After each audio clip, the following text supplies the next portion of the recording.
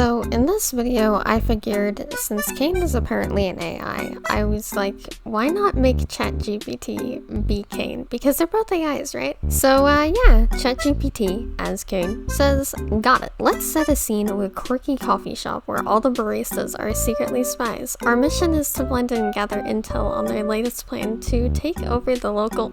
God. Why is that? What is that? I was excited at the undercover at a coffee shop because that sounds stupid, but what is this? Hey there, just a regular cappuccino for me. So, any juicy gossip from the behind the scenes? I flash a charming smile, trying to blend in while keeping an ear out for any spy-related chatter.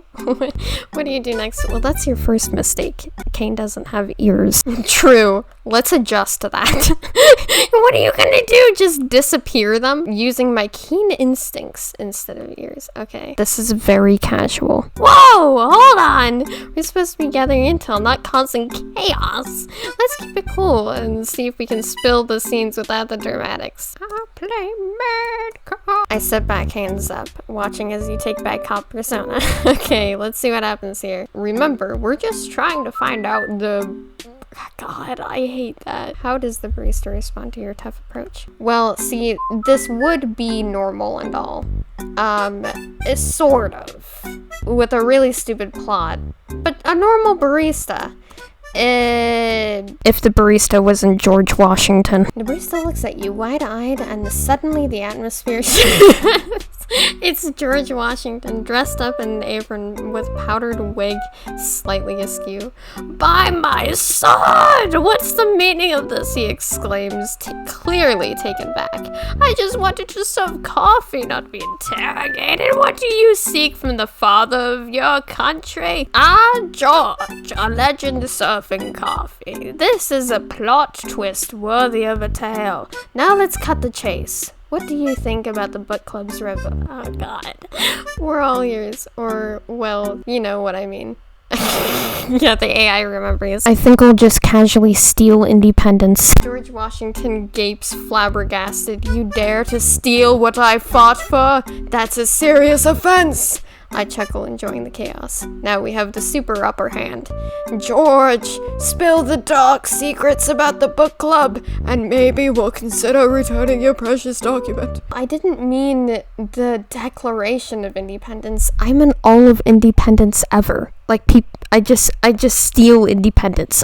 That's what I wanted to do. What's the name of the book club? George Washington narrows his eyes, realizing he's in a tough spot. Fine! The book club is called the Literary Revolutionary.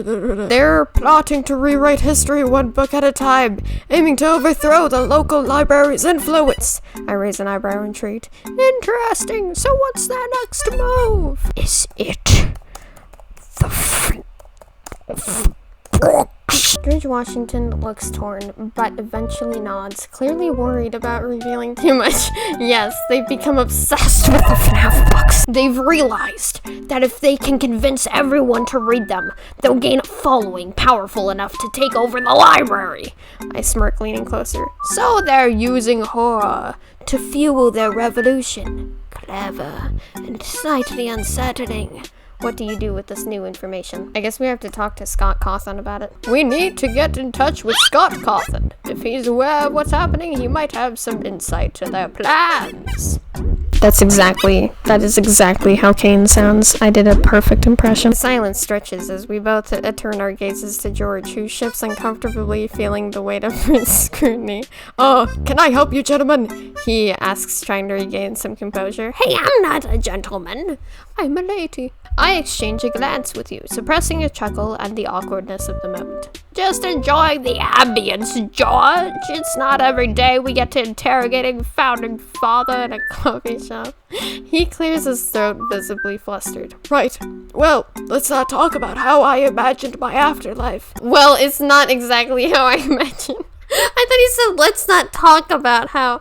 Okay, so George is a ghost in this scenario. I thought he was living and he's like, let's not talk about how I imagine My afterlife is like... The door swings open and Scott Cawthon steps in, looking curious and slightly amused. What's going on here? I got your message, but it sounded a bit unusual. I gestured toward George, who looked like he was about to protest. We've got quite the situation. What George, being a ghost, is going to protest about this being an unusual situation. The literary revolutionists are plotting something big using your FNAF books at rallying point. Scott raises an eyebrow intrigued. Really? That's wild. What's their plan? Scott rubs his chin, considering the situation. Well, if they're using the FNAF books to rally people, maybe we can turn the tables. We could host a community event of FNAF-themed God. Draw everyone to educate them about the real history of the stories. He's literally going to save the world by telling FNAF lore, bro. Okay, you know what? I'm leaving this video here. This has gotten so... This is... Alright. This was originally, like, kind of a cute, fun idea, I thought. But then it's just kind of... I don't know what happened. It was kind of cringe. It was a little cringe. Sorry about this, guys. But, anyways, I'm gonna leave this video here. So, take care of yourselves, have a decent day, and stay determined all the way.